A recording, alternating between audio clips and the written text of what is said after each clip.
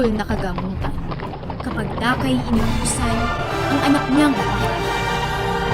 Si Don Pedro'y tumalima sa utos ng haring ama.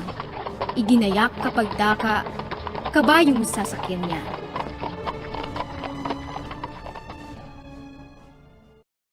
Sa masamang kapalaran, hindi sukat na asahan.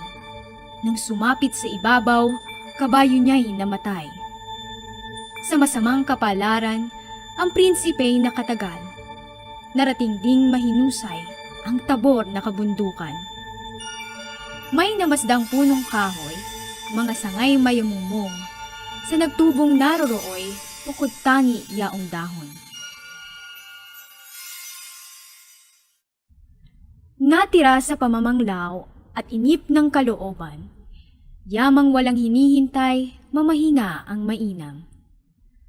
Tila naman isang tuksot, kasawian ni Don Pedro, ang adan ng may engkanto, dumating ng di na inu.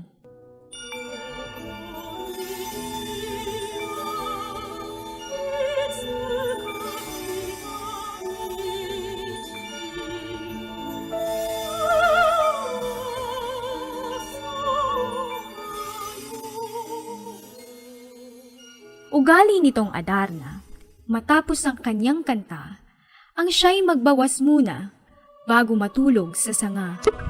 Sa masamang kapalaran, si Don Pedro'y napatakan, biglang naging batong buhay sa punong kinasandalan.